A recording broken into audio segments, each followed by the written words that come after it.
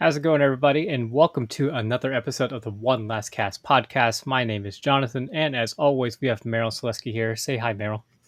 Yo, how's it going? We've been gone for about a month. Sorry about that. Life gets kind of got busy, and yeah, so we had the unexpected hiatus for a month, but now we're back. Merrill, I know you just moved. I got a new job, so just kind of everything was a little chaotic and hectic, but not to worry. Hopefully, we'll be back on a more normal schedule now. But yeah, so how have things been going, Merrill? As far as a busy life, I got a little bit of fishing done in, but it's just me and my son going to spots and catching some trout. I think we call one redfish, uh, two limits of trout. Um, so fishing's been good. I just haven't been out on the kayak like I'd like to. But I could tell you about our trip.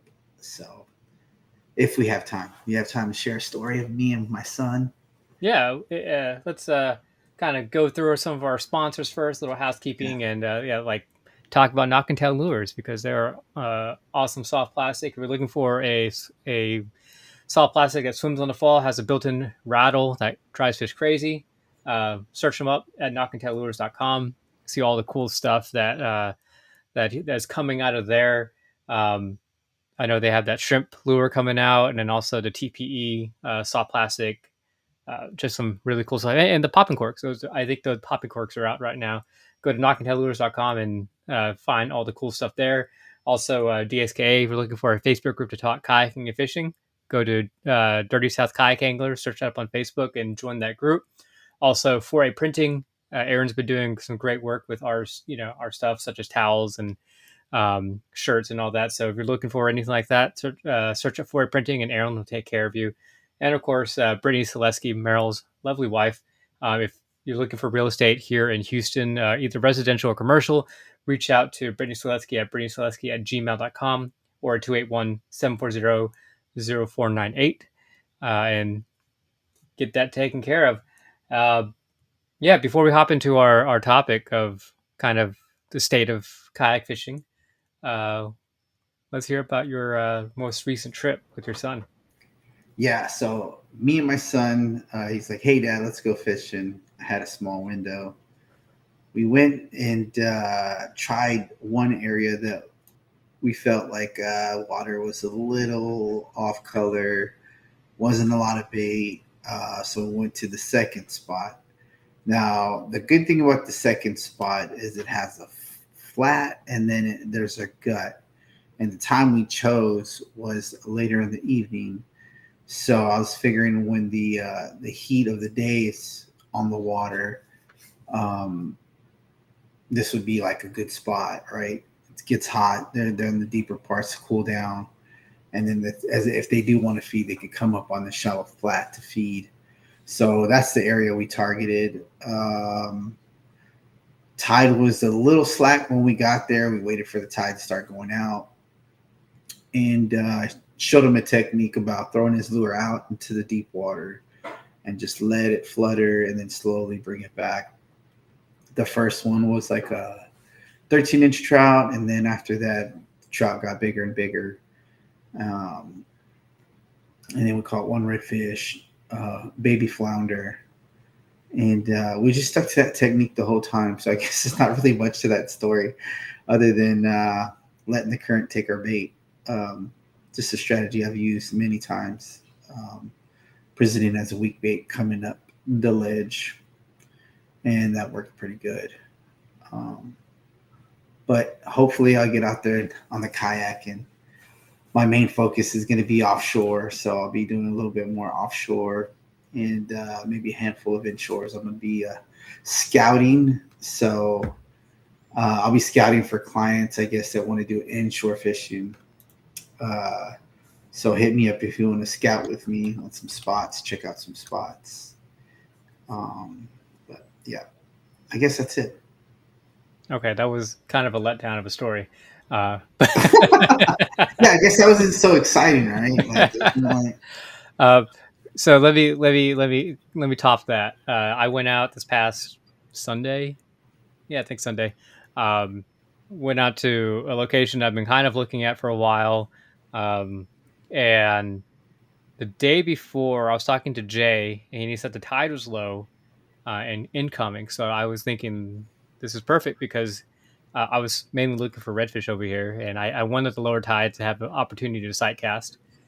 So I got out there super early. Sun was coming up, and that tide was ripping in, but it was low. And I got out there. We started fishing this kind of deep hole, and every so often we just heard this pop, like further back in the lake, and I was like, that's probably redfish, but also like I'm trying to figure out if the trout were in the front of that mouth right there. And right when that sun came up, it was like 4 or 5 different schools of redfish just came pouring out of that back lake. Um, like it was so we were in this deep hole, and off to the right of that there was this. It comes up, and it's about probably about ankle to knee deep. It's usually deeper, but we had the tide was low at this point, and there was just 4 or 5 different schools in different wakes. They're just pushing through, and the problem was that we were like right at the mouth, so they actually came past us at some point, and we didn't see them, and so we tried to get in front of them, but they're moving so fast, and they were just busting up. We could never get in front of them quick enough to like. By the time we would get in front of them, they would be almost basically. A couple times they hit our kayak. They just ran into our kayak. Um, and we were trying to get in front of them. And by the time we would get in front of them, they would be right there. We pitched to them a couple times. They had nothing. They didn't want anything to do with our baits. They're just running through. So I was like, man, this is going to be one of those days. So we decided to go further back into the lake, and it was calm in the morning, and I could see a couple hundred yards, like just fish busting on the shoreline. So I went over there. My buddy went over, found another school, um, and I finally got them to eat because I went 100 yards in front of them, and they're just coming down that shoreline. Went 100 yards in front of them and just sat there, cast it out, and just waited. I waited like 10 minutes because they sometimes they turn back around chasing fish, and they would go a different way, but they eventually came back around, and they went right in front of my line, popped it up. I got a hit, and it was like a 23, 24 inch redfish, nothing big, but it was just Yeah. I had to sit there and wait. So I ended up trying to do that, but by the time I figured out that we had to get really far in front of him, get that presentation right, it kind of died down a little bit. Um, and we were drifting over the middle of the lake, trying to figure out where they were. Every so often, you just hear they would bust up on that shoreline, and you'd run over there, and they'd be gone. Like you couldn't see them anymore because that tide's coming up at this point. We went to the back of this lake, and there was a deep hole back in there, and I was fishing for trout. I caught a couple small ones, 14, 15 inches. There were some big redfish back in there too. They were busting up on the shoreline, and of course they would disappear by the time we get there. But we got a couple of them to eat just blind casting. But yeah, it was just a very cool situation just to see those big wakes. There was a couple of them that they looked like nice 27, 28 inch tournament redfish. Just the wakes that they created were just so big. Really wish I hooked on a couple of those, um, but yeah, that was one of the more recent fishing trips that I had, and I think a successful one. So, Oh, so we're out in Freeport, were you? No, I'm just kidding. I'm uh, just teasing. Yeah, yeah, I'll be back out there. I want to take a motor with me that's not too heavy, so that way I could pick it up and so that I can take a boot to it. Like I can go to these farther spots and not have so much energy, and that's what I want to do. And hopefully that I don't get stuck in the mud with the battery weight and motor on the back. yeah. So that's going to be quite the I'll, challenge. I'll talk to you after the show. I may have something for you then. Um, Okay, good, yeah. good. But this show, actually, when we were texting before the show and trying to figure out what we're going to talk about today, Um, yeah, you brought up the topic of, is kayak fishing kind of dying off? You know, and I thought, I was like, kayak fishing's not dying off. This could be a stupid topic, but the more I thought about it, I'm like, you may have something to it right there. Yeah. So um, I kind of want to give you the floor to kind of explain your thinking, because when you think about it, there's definitely more kayak fishermen out on the water than there was 4, 5, 10 years ago. We'll say Um, 10. I would say 4 or 5. There's okay, quite a lot of people 4 or 5 years ago. yeah, But I'd say 10 years ago, right? yeah, Uh, there's definitely more people now than there was 10 years ago. yeah, Um, so like I say this, right? Like when I first started kayak fishing, I started posting live videos, and I think I lost them all. Facebook was like, "Hey, you have to save your live videos, or you're gonna lose them." I used to get people that still message me like, "Hey, man, I saw your live videos of this and that. I have a question." I'd answer the question real quick. But we would have seminars at ACK, seminars at FTU, seminars at all these different places, and there'd be hundreds of people, or not hundreds, but 100 people. 40 to 100 people was kind of like how much people would show up. I'm almost certain if I did one now, it'll be less than 20 people. Not even. I'm gonna say less than 5 people, including my wife, that would show up. I so I do notice that I've noticed I've seen some people here and there, but I think social media presence has died down in kayak fishing, because I still see kayakers out there fishing. I just don't see a lot of social media people posting anymore. And we do want to hear like what y'all feel about this topic too, because I might have opinions. Jonathan might have opinions. You guys have opinions, and we could all share those opinions or what we think happened, right? But there's definitely a decline in social media kayak fishing.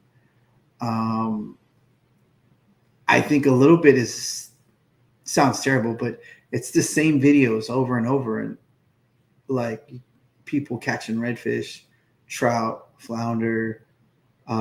There's nothing like, for me, like I don't I don't care for those videos. Like it's the same fish over and over again. I could see that there's a trend of boredom going on with that, at least for me, right? With some of these YouTubers, and then it's like there's still people out there YouTubing. They make a living. They do their things. No disrespect to them. Um, and another part is I can't tell how many people I've taken out fishing, and they're like, "Wow, I didn't know kayak fishing was like this." The kayak I got onto, it was like teetering, and it was hard to throw, and then I get tangled. And so a lot of people with all these newer kayaks and these cheaper kayaks, they get in those kayaks and then they make a judgment call like kayak fishing sucks. And I think like, well, you probably didn't. People don't want to spend the money to get in a good kayak. If you get in a good kayak, you have probably have a totally different experience kayak fishing than you would in a Pelican $300-400 kayak. If you get into a Hobie Outback, an Outback fishing versus a Pelican, there's certain things that an Outback can do, a Hobie Outback, that a Pelican can't do, like the way it tracks in the water, how it holds position, how you're able to maneuver, hold, over time you get better and better. I know guys that I met a guy at, he has one leg and he fishes out of Bayou Vista a lot. He's an old man. He has an old beat up kayak. I don't even know if it's a Pelican, but I mean, he's fishing that kayak for many years and he knows how to work that thing. Um, and he outfishes probably 90% of the people that kayak fish. Um, that's not against him, right? I'm not talking about that one guy, but I'm talking about the people that first try it out and they're trying to experience it, right? And I think it kind of pushes those people away. They're like, I'd rather fish in a boat, or boat's a lot easier. Me, I've had a handful of boats, and I don't like boats, man. I'm a kayak guy. Like it's in my like that's what I want to do. Like there's a feeling of being in a kayak on the water, especially beyond the breaker, when you're on the water and you realize that there's bigger fish out there with you on that kayak out there with you, and just having fun out there exploring and trying new things. And the rush, I do get a rush when the waves are a little bit bigger than I can handle, but I'm weird like that. um, and then just the hunt, right? Like, so when people book me, we're not just, hey, let's just post up in a spot, catch fish in this gut, or wait for them to come out and we'll stand here. It's Joshua's been with me and he can testify this. We actually hunt down the fish. Like there's a hunting nature to it, where we're sitting there like you guys were doing, Jonathan, as y'all went further and further. You didn't stay in really one spot. You're like, hey, we tried the spot out, but we're going to try another spot, and you keep hunting and hunting, and you're targeting a certain species, and you're targeting a certain thing in the water, and you go and you hunt for that thing in the water, right? Like you're looking for signs, shorelines busting, birds working, certain movements. I noticed that certain people, when you're on the water, you read the water different than most people that are not on the water as much. You become more hyper tuned to Mother Nature and water, and how bait moves, how mullet move, how you know a redfish moves in the water. Um, and yeah, so I mean, I just think that it's there's a lot of factors of why I feel like social media and kayaking. Do I think there's less kayakers on the water than 2 3 years ago? Yes, I do. I believe so. I see a lot more people selling their kayaks than fishing. But I mean, do we judge this on social media posts? That's a question I don't know. I know I became more versatile, right? In kayak fishing. Like I'm not one to oppose to get somebody to mothership me to a spot, try out something new. So that I add that to my list. What do you think? Well, I mean, I could go on forever because I feel like there's more to this topic. But as far as social media, I feel like there's a dying presence in social media of kayak fishing. Maybe more live videos, right? I think people like the live videos, because I mean there was times when I'd go live late at night, like 8 or 9 o'clock at night, and they'd be like, man, my feed was just going crazy with comments and stuff like that. Um, there is a bad negative backlash to that going live and stuff like that, but that's a different story. I don't know. What do you think, Jonathan? I think you definitely have some valid points, and the one differing opinion that I have, I don't think it's because there are people are going into cheap kayaks and not liking the experience. Even though there are definitely some who do that, I don't think that is a main cause anymore. So back in the day, whenever kayak fishing started becoming a thing, there weren't too many fishing specific kayaks out on the water. It was just they would get recreational kayaks and they would fish from it. And then companies started developing fishing specific kayaks, and now every single kayak company has a fishing specific kayak. Even Pelican, they have their catch series. They have their pilot. Well, it was they bought Perception, so it became the pilot. Um, they have their Pelican also has their pedal drive kayak now. Um, I think part of it is that the consumer became very adept at research, became very well informed, and as fishing and kayaking together became bigger, the pricing of kayaks started going up, um, and it got to the point in which it became unattainable to a lot of average people. So when you were saying 10 years ago, I think that was a really good sweet spot.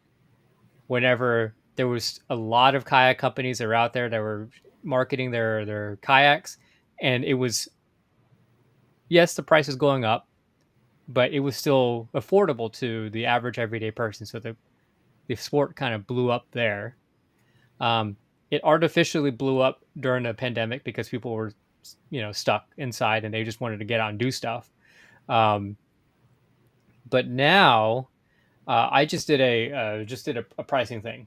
So, you know it, and I didn't pay this because I don't buy anything new because it's just, I don't like buying new things. But if you were to buy my kayak, I have a Hobie Lynx, put a motor on it, which a lot of people are doing that now too. They're putting a motor onto their kayaks, and also it's becoming more complicated because you're putting a motor onto it, putting a fish finder onto it because that's what people want.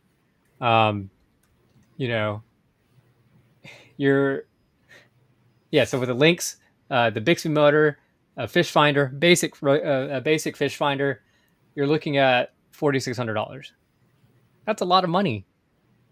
That's a down payment on a used car, um, and I mean, I know at some point around the last few years, the economy was good, and people had money to spend. But I would imagine $4,600. That's a pretty penny for a regular person. That's brand new. Um, and even if you pare that down, you have like the even the Bass Pro Shop Ascend, a wise platform. They have their tournament version. I forgot I think it's like the XI3 or something like that. They have their tournament Ascend, which they're not the best paddling kayaks, but they're nice and stable. And there's a lot of stable platforms out there now. A lot of the kayaks, all the newer kayaks, they're no longer the Revo. They're no longer like the Revo or the Tarpon series, the 140 or the 160. They're all like the Ascend, or they're basically smaller paddle versions of the Hobie Pro Angler, um, where they're super wide, super stable. They're horrible to paddle, but if you have a pedal drive, it's fine. Or if you have a motor, it's fine. Right. Um, but then it gets to the point where if you put a motor on a kayak and you're adding all these things, um, you put the motor on, you have your starter battery, because that's basically like the cheap route is just to get a starter battery from AutoZone, um, or a marine battery from AutoZone, and it runs all day. But that that kayak is now like you're adding 200 pounds of weight into it, basically, Right. or not 200 pounds, but it's really I know heavy. what you mean. Yeah. Yeah, I think I and have the 50 amp hour. What is the FP? Is it PFP? Whatever. It's like weighs 20 pounds though, 20 or 24 pounds. But that's like 599. yeah, That's a battery. That's for a 50 amp. yeah, and you see all these tournament guys, they have like two or three batteries on their kayak because they're running trolling motor, they're running, and these are mainly bass guys because that's where all the money is. But it's running their trolling motor, it's running their electronics, which includes live scope, which takes up a lot of battery, and it runs a bunch of other stuff. But those batteries, they weigh like 10 pounds each. They're light. They're still pretty heavy for for on a kayak, but they're light for a battery. But they're like $1,000 each. Yeah. Yeah, So yeah. Because I got the pair for like 1,100 bucks or 1,200 bucks, and then I got them yeah, where you can sync them together.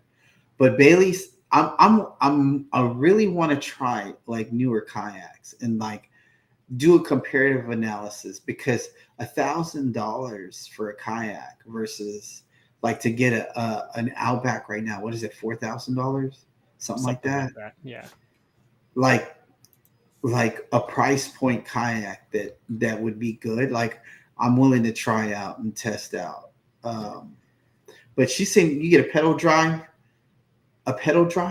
for Yeah. a So thousand dollars. yeah. So That there is are not bad. yeah. So there are definitely brands out there that have, excuse me, they've taken the the pedal drive market. And I should say this: the pedal drive market now is that there is a low end and then there's a high end. There are very few in the middle. Mm. So like your Outback right here is $32.99. That's Oh, plus tax. really? $32.99. Um, and of course, the style has changed back when I was working in retail, but it was the Revo. The Revo itself was 2,200. Uh, Mm. Let me look at how much does our Hobie Revolution cost now. And Well, I think right now is like they have to drop the price. I think they dropped the price a little bit because if I'm not mistaken, it was like $34.99 like last year during the fishing show. And it's like it's cheaper now. yeah, so a Hobie That's Revolution, okay, so whenever I was in retail, a Hobie Revolution 13 was 2,200 plus tax. Okay, right now it's $3,200. That's $1,000 increase. and what have they changed on the Revo other than the seat? Well, no. That the seat was already at that point. They already had the seat on it. The only Oh, thing they they did. changed, yeah, at the time because this was like at least 15 or 16. Okay, It was. I think it was 15. 15. They 15 is came when up. The yep, seat came up. yep. Right. That's 15 is when the seat came up. So the only thing after that that they've changed, or at least as far as I know, they may have made some changes to materials, but which I understand. The only thing that's changed is the drive. Because at 15 it was still the GT drive, and then I believe 18. 16. No, the 15 it was still the GT drive, and then it was the like 19 was when No, they it was did. before the 19th. Well, the 19 is Was the whenever they newer came body out with. model. The newer Outback body model is 19. Well, no, I'm saying that that in 15 it was a GT drive, and then 19 is whenever they came out with a 180. Um, and then now they have the 180 plus kickup. But regardless, the only thing that's changed between back in 2015, whenever it was $2,200, and now, we're in 2025, so 10 years, it's becoming $1,000 difference because of that drive, at least for the Revo. I think. Yeah. So I think it was a 15. They came up with the seat, right? They Correct. That's came the up with the first one. year. Yeah, and then but I remember because I was on the Hobie team on 2015, and then I think it was like shortly after that was a 180 drive because I remember pulling the reverse and I Yeah, always messed up that it cord. it was a few years after 15, so it may be like 2018 or something like that. Okay, No, okay. no later than 2019. Because I know 2019 we already had the 180 drive. They changed the body style for Mhm. the Outback. Yeah. But we had the 180 drive before that because we had 180 in the old body style. Yeah. I think. I don't know. My But memory's not as good as it used yeah, to be. either way, the cost of kayaks have grown tremendously, and of course, like the most besides the sailing kayak, uh, you know, the pro anglers, you're looking at $4,400. Of even more if you get the of the 360 drive. Um, I got one. I like it. so I love the 360 drive. yeah, I like when they made the corrections. No, I'll put it that yeah, way. no, I Yeah, know there were some issues, of course, with any it's new some new kinks. stuff. Yeah. Yeah, Well, yeah, it was like it was advertised that like, yeah, man, we're the kinks already. We worked out the kinks and we put it through hell and back. And yeah, I don't think so. yeah, yeah. There's confusion in the chat of when the changes were made, but Brittany's trying to be funny. Yeah, 2017 and a half. 2017 and a half. Split the difference. Yeah, there you go. Which, by the way, if you do want to join us, we try to go. This is I say we try to go live every other week, but this is our first time we've been on in a month. We try to go live every other week. You can join us at facebook.com/one last cast podcast, and you can join us on our chat on YouTube as well. I think we're on Twitch. I'm pretty sure we're on Twitch. I need to make an update to that channel, but yeah, join us, and you can ask questions, talk with us, join us, and yeah. I want to touch base with what Albert Guzman said. A lot of kayak businesses went out of business. We had a Fin Factory that came up to Houston and I guess wasn't as successful. They shut their doors. We had ACK, big company. I don't know if they weren't profiting or they sold to a bigger business and the bigger business decided to shut them down. I don't know.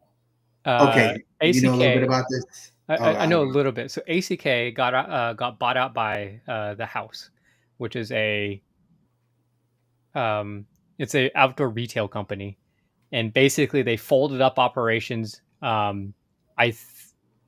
I'm not 100% sure, but they kind of just absorbed inventory and took in their e-commerce platform, and that was it. I don't think there was ever any plans for them to ever keep ACK in any sort of capacity. Oh wow! Yeah, which is kind of interesting too, because a few years later the House folded as well.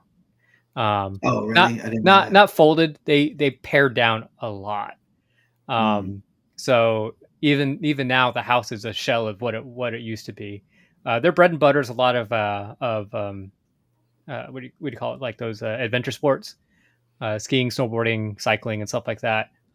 They do sell kayak stuff, but now it's just they have a skeleton team. They don't do a lot of the things that they normally would do when they were big in their heyday. Strategically, I have no idea why they would buy ACK, but that's what happened.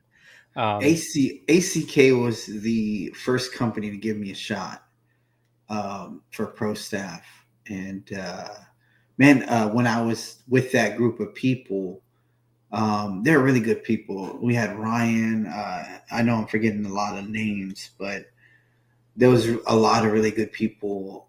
Ricardo, he was really good for.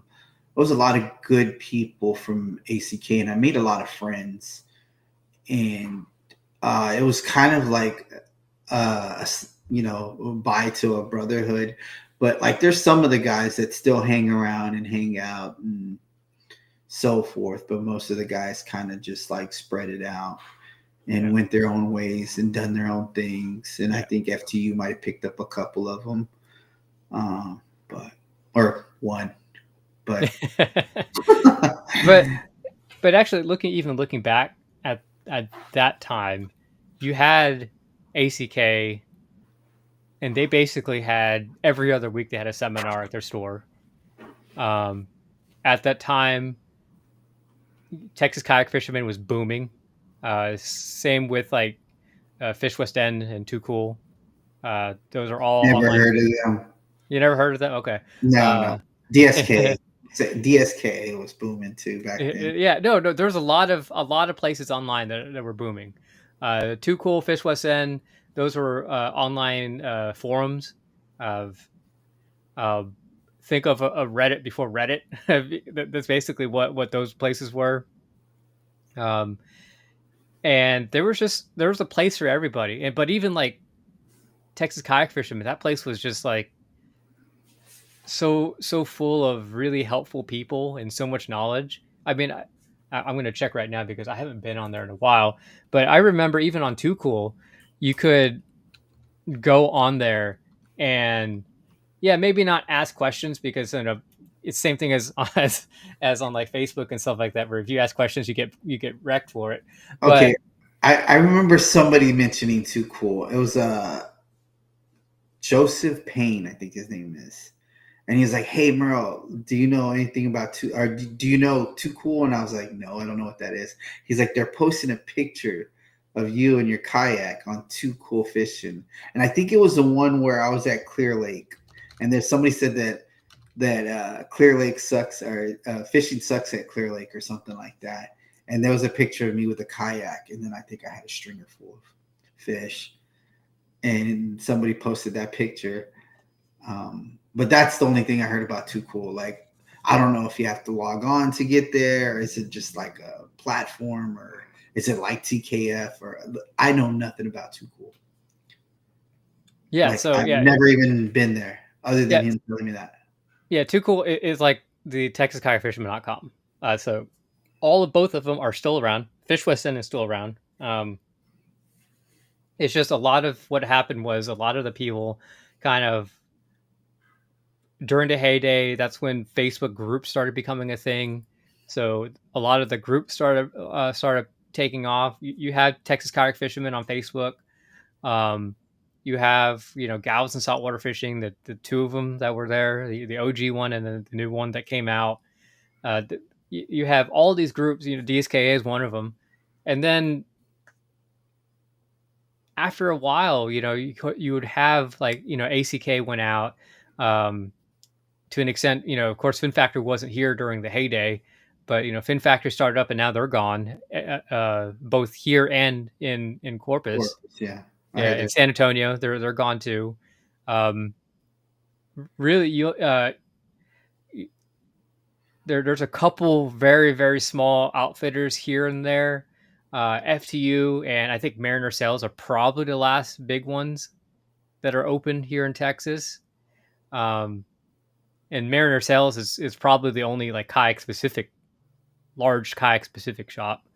Um, um, I know Roy's they have kayaks there, but I don't know if they're definitely a fishing store first and not an actual kayak Huge shop. selection of kayaks, dude. Yeah. Roy is, man. When you first walk in, you're introduced to kayaks right out the front end, and you walk in this like open area and just kayaks on the left, kayaks on the right. At least last time I went there, Yeah. and that's how it was lined up. Before you even enter the store, you're gonna see a handful of kayaks, and then you enter the store, and then they have all their fishing gear.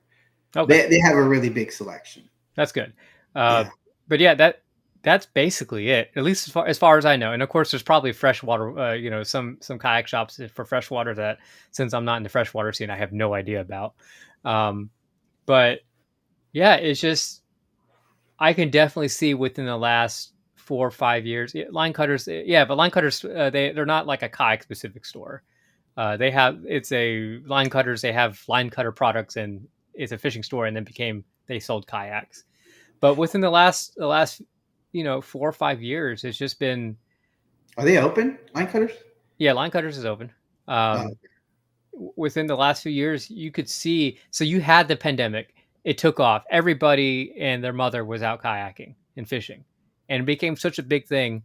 And now it seems like, of course, there was going to be pullback because people always they start something new and then they get bored of it and they leave. That's normal. Um, and then but now it seems like the pullback is even worse than that. It's going further and further back where we don't have these places, and that may be it too. We don't have places to hang out anymore to talk kayaking and fishing, and that may be why it looks like there's not really many people out there.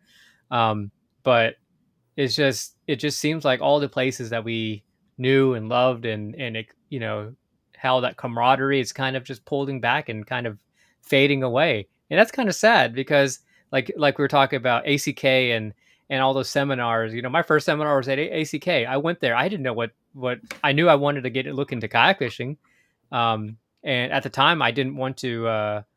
Um, uh, I don't think I could drive yet at that time, so I just had my dad take me, and he just sat in the car while I went in there and just sat during a seminar, learning all it was learning about offshore fishing, which is definitely not what I wanted to do, but I was like, oh, it's a kayak seminar. I'll learn whatever I can about it. was it Victor Cisneros doing the seminar? I actually don't remember who it was, but it was like you had all these places and all these things people to tell you and get knowledge, and now it's just there's nothing there. And we can even extend it even further and say where all the kayak fishing tournaments go. I mean, back in the heyday, you had like 4 or 5 plus to choose from, and now we don't have any. So Right, right. I feel like I'm getting on a soapbox and just complaining right now. No, no, no, no. It's like it's. I know also though. My kayak fishing has died down just because I had an agenda to. So my end game was always to create enough finances for me, or a finance situation where I can solely focus on fishing more. Because during pre-pandemic, I got into guiding and kayak fishing, or guiding, right? And I made so much friends and so much content, and I had so much fun. Keep in mind those times I slept at the boat ramp because I had somebody else coming in. But it was such a good part of my life that I like wanted to do this like forever. But I knew like I felt like after the pandemic and everything went through, everybody was going to go back to work, and then like kayak fishing was going to die down, and then where's my source of income? So I was like, all right, well, like let me figure out the financing part, and I feel like I've figured out the financing part, and my end game was always to end up back in the water without giving up too much time on the water. But I feel like I sacrificed a lot of time off the water, like not being on the water as much to reach that financial goal. And with the help of my wife, thank you, Brittany. And now that I'm there, I get to focus on being on the water 100% again. So, like, I'm so excited about this.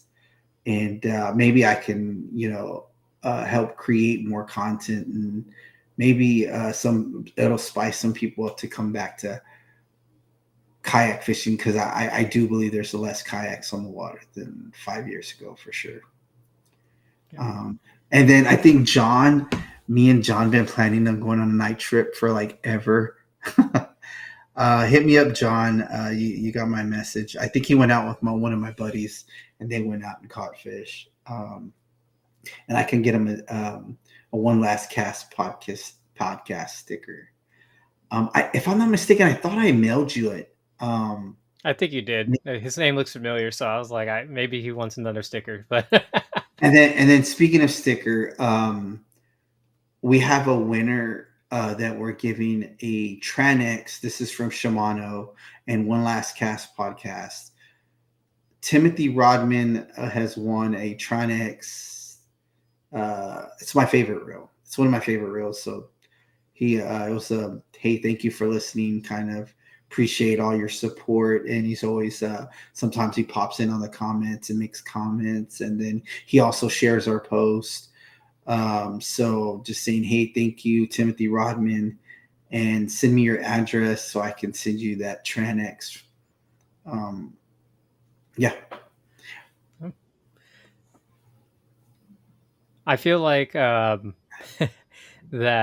the more I'm thinking about this, I just feel like we're complaining that we're getting old. And we're just I mean, complaining like I am getting a motor. I'm like, man, I kind of like the whole motor situation where I can just relax, because I can tell you, man, sitting there pedaling 14, 13, 17 miles. I mean, it's not, I mean, you're going to get cramps in your legs. You're going to, like, you have to push through that. Boyd's is joining us. Boyd's, I love that place. Boyd's One Stop. Thank you for joining us, Boyd's. And if you ever want anything from Boyd's, they sell all kinds of stuff in the shop, and then they also have a really nice crawfish. One of my favorite crawfish is from Boyd's, but you got to get there early because they sell out fast. And my opinion, the cheapest crawfish and the best quality. But they got a really good tackle store right before at the base of the dike. Y'all hit that place up. Go ahead. Sorry about that. no, I would I was just saying that like I feel like as we get older and things are changing and we're basically starting to yell at the sky that things are changing. Uh, Mm-hmm. I feel like maybe that's the the direction that we're going, because also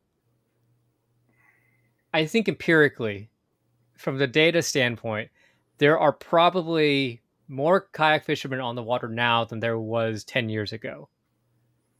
But I do think that it's not quality, that's not the right word, but I guess the type of people within kayak fishing that we associated with back in the heyday, that's what's changed.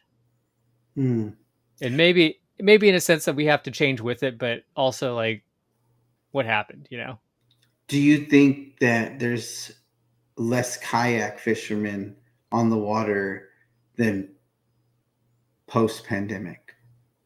2 years. Post pandemic, I still think there are more kayak fishermen on the water. There so for those of you who don't know, during the pandemic, whenever people were confined to their homes, or they basically they some people they got laid off temporarily. um a lot of people were staying at home because we couldn't go out to the malls, we couldn't go out to public places. They found that um we can go out and go enjoy the outdoors. So a lot of sports, um, sporting good places, they started doing really well. A lot of cycling, took off. Um, Outdoor sports such as basketball and football, those kind of took off a little bit more. And also, of course, we have kayaking and fishing. That that took off, and places were running out of inventory because also for myriad of other reasons, but kayak shops are having a hard time keeping inventory in stock because they were being not as supplied as much because manufacturing was down. But people were just buying kayaks because they would just want to go out there and explore the water. And of course, like I said before, some of these people, they got into it and then they fell out of it. That's normal with any activity. But there's still people who started. That's when they started and they stuck with it, and that's become their thing. Um, and yeah, so I still think, like, from a number standpoint, there's probably more kayakers on the water today than there was before the pandemic. Um, but I think the type of people who are kayaking, that's kind of what's changed. And also, like the places that we hung out at, that's changed too. Um, What eh, do you think about the YouTubers? Do you think they've died down? Do you think the influencers have kind of went away, or do you think there's new YouTubers? I don't watch YouTube, so I don't know, right? So this is an area that I'm not familiar with. Do you think that maybe they had a part to do with maybe exposing too many areas and discouraging other people, or like, is there more influencers out there that want to fill this stream of filling their pockets with content of YouTube? Um, so I'm going to take Galveston just because that's where we're primarily based at. In Galveston, from a kayaking perspective, there's like two or three YouTubers who are like the big ones. Um, which and are I'm not going to name names. I'm just I want to maybe watch them, see what they're Yeah, doing. You know, yeah. They give me one so of them. Just give me one. like M- MLDR. MDLR. Yeah, Right MDLR. now. That's right. Yeah. Right. So there's only a handful of them that are, I consider, like, quote unquote big. I don't think any of the channels are like large by like YouTube standards, but they're for what they are, they create content. Um, and I think in a sense, I'm okay. Let me back up here. They help promote the sport. There's no question about it. Now, whether they do it, ethically, and or at least from a fisherman's perspective, ethically, because yes, they do burn spots. It's a given. Um, but they do promote the sport, and they have brought people into kayak fishing. That's not disputable because Agree. they post Yes, content out agree. there, and they've brought people who they saw their content and like, oh, that looks cool. And in a sense, they are also ambassadors of the sport because people will talk to them, be like, hey, really cool. I saw your video. I want to get into kayak fishing. What do you recommend? And they talk to them about it, and they do whatever, much like what we're doing. Um, I don't think. that their impact is enough for them to discourage people from kayak fishing. And of course, some of the Yeah. spots that they go, they get blown up and you know they close down. But if I'm a new kayak fisherman, if I'm trying to get into kayak fishing, I'm not thinking about it like a fisherman would. I'm thinking about it like, I just saw this video that looks really cool. I want to get into kayak fishing. Let me go get into kayak fishing. And then, then they start learning the behaviors of like, oh man, I don't want to. All the fisherman's behavior that fishermen learn is, I don't want to give up my spots. Um, this is my favorite lure. This is the only one I'm going to use. And I want to become a pro staff and get 10. I'm just kidding. Not that one. Get 5% off and 10%. but but That was the yeah, funniest joke ever. Like we used to joke about that a lot. but Um, but so JP, yeah, sorry to change that. JP brings up a good point of major redfish shortage but that's um, in Florida because I do yeah. fish Florida often, and we did some hunting in Florida, and it's totally different. It's not like what we have here. Um, so JP, if you have a chance to come to Texas, I would like to show you our redfish, and it is you would be very happy coming to fish and redfish over here. The sight casting, the schools of redfish you see. When we did red fishing over there, it was nothing like that. It was kind of like there could be redfish there, maybe there, kind of. It was more of blind casting than sight casting. Over here, we actually sight cast schools of like 30, 40, or even bigger of redfish.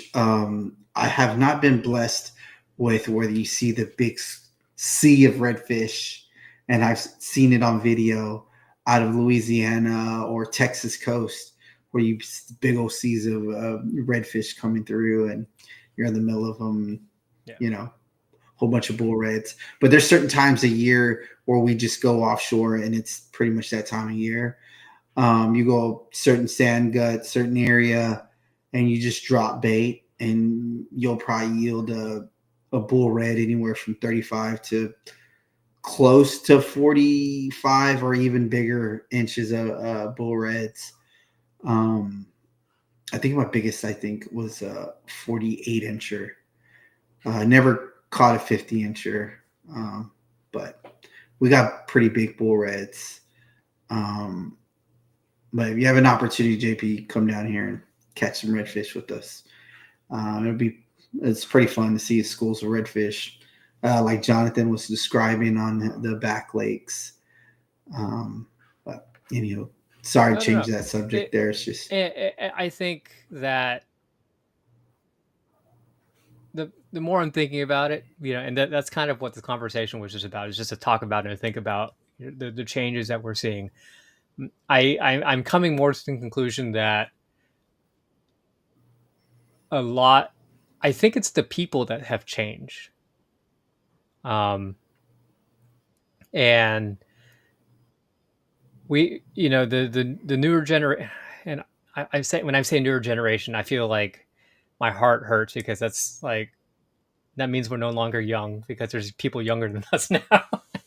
um, um, and yeah, the newer generation, they have their own thing, which is completely fine. And I just feel like our generation, the one that we grew up with, they just got, they grew up. Everybody had families. A lot of people who used to fish all the time, they don't fish anymore, because they got Mhm. families. The forums that we were part of, the communities that we're part of, they just kind of fell to the wayside. I mean, I just pulled up Texas Kayak Fisherman. It's still around. I knew at some point early on, there was a question of whether TKF was ever it was going to be shut down at some point. And I know that somebody bought it, or they took it over, or something like that, and it's still there. But when's the last time anybody's ever been on TKF? At least for me, I have. That's the first time I've been on in probably a couple years. I take that back. When Blake was on here, he talking about his trip to his offshore trip. Los Los Buzos, or he Yeah, has the yeah, one coming up. I'll get the date yeah, for you guys. and that's a lot. That, but other than that, I wasn't on TKF. Um, Oh, yeah, those DSKA tournaments were epic. You had yeah, you those had were these fun. communities creating a sense of community. You had DSKA having the King of the Cosplay or whatever that was. They had the battle royale, um, and even TKF on Facebook, that they had their own things going. Gallows and Saltwater Fishing, the OG one, that they had their own thing going on, um, and now it's I mean, we lost also a lot of kayak yeah, tournaments, like, and kayak pages yeah. have shut down. And it's like, I mean, other than the one kayak tournament, I think that's going on that goes from Texas to Louisiana, that tags along with boat fishing. I don't know if there's a kayak specific one out there Yeah, there's anymore. probably like small clubs that they probably have their own kayak fishing tournaments, and I know for sure there are definitely some in the freshwater scene, um, for sure. Oh, And I'm for just sure. but we're talking about Yeah. saltwater because that's where we fish. Yeah, they're just those are gone. Um, and you're referencing the Elite Series where they have a kayak division. Even the GRS, the Galveston Redfish Series, they don't have a kayak division anymore either. Um, I think it's just strictly boat now. Um, yeah, and even uh, there was a series for like a couple years where it was night fishing, strictly night fishing, Yeah. and that was a fun one. I say that as in I fished. I've never fished that one, but it looked fun. So, um, It was fun. It was fun. I think there was one that was like a long one. It was like sundown to like 6 in the morning or gosh, something like that. It was. I remember it being long. Like, geez, it's still night and we're out here. yeah, it was the night Yeah. night Oh, it was night night predator predator. tournament. It Yeah, was. that's what it was.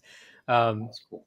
but yeah, I think it's a combination of people changing and the new generation being what it is, and yeah, man, dang, So we're saying kayak fishing is not dead. It's not I declining. don't think It's it's just I don't think it can be declining just because I still think that there are more kayakers on the water. I just think that the it's not declining. It's the communities and the resources and everything like that that has changed, which makes it feel different. Um, so. What do you say to the stores closing because they're not selling I kayaks? think part of that is that the kayak market has become oversaturated with too many options of not I was going to take that not too many options, but there's nothing in the middle. It's you either have high end or you have low end. Um, Mm, and during the pandemic, since everybody started buying kayaks and getting into kayak fishing, by now everybody who was into kayak fishing has gotten the kayak that they wanted. Like people during the pandemic, they would just go out and buy whatever. So if they went got into kayak fishing, they would buy those Pelicans, they would buy the Ascends, um, they would buy the Perception um, kayaks, and then they're like, I really like this, I want to get into it, and they saved up. They got their old towns, they got their Hobies, they got their natives, their wilderness systems. They got those kayaks, and but those kayaks are like $3,300, and why would yeah. they get another kayak? For Mm, Hobie, the most recent upgrade they had a couple years ago was a kick up fin, but really, do you need that kick up fin compared to like the 180? And then before that, it was like you went from the V2 pedal drive with the flippers, those flippers, to the GT drive, which was the GT drive was just smoother um, than the original V2.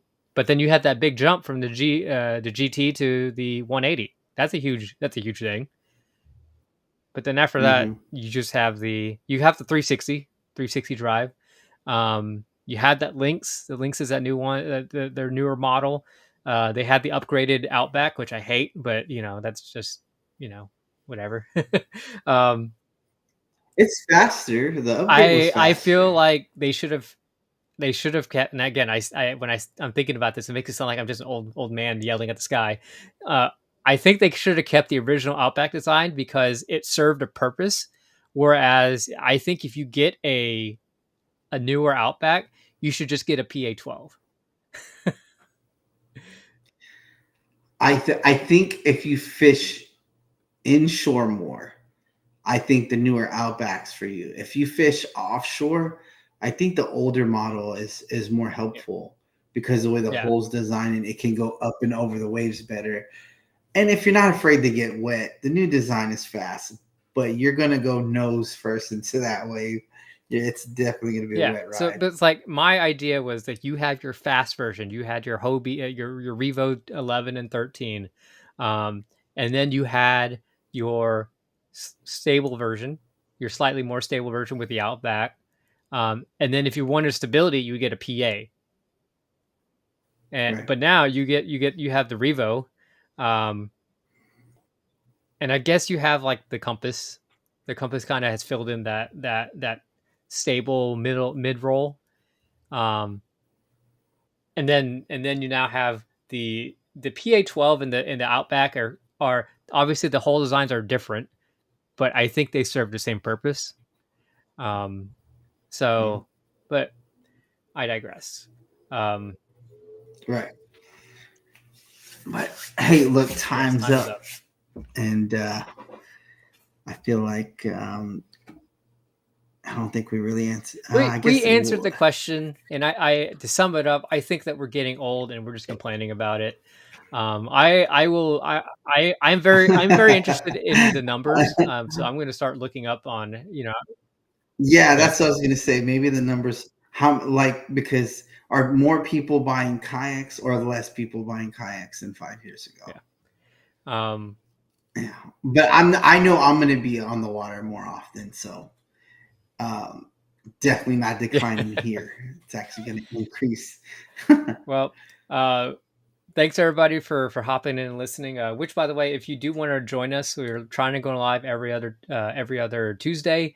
You can join us at facebook.com/, one last cast podcast, or you can go find us on YouTube, search up one last cast podcast on there, and you can join us live, talk to us, ask questions. If you want to talk to us, send us a message. Go through our Facebook page, or you can send us an email at one last cast podcast at gmail.com. Another shout out to our sponsors, Knocking Tail Lures. If you're looking for a great soft plastic, one that Merrill and I throw all the time, very effective here in Galveston or really anywhere. Go up, look up knockingtaillures.com. Also, Dirty South Kayak English. We talked about it a bunch on here. If you're looking for a place to talk kayaking and fishing on the Texas coast, search up DSK or Dirty South Kayak English and join that group. Also, 4A Printing. If you're looking for towels or anything custom made from for Aaron will hook you up and just look up for our printing. And also, Merrill also mentioned this, but if you're looking for real estate here in Houston, whether residential or commercial, look up Brittany Solesky. You can reach her at brittanysolesky@gmail.com or 281-740-0498. Merrill, do you have any other nuggets of wisdom you want to impart before we hop off for tonight? Absolutely not. No more Okay. words of wisdom. No more words of Fish wisdom. more. Say that again. Fish more. Fish more. That's always good advice. Yeah. I hit my last words of wisdom for this episode. Remember patience. That's one of the things that I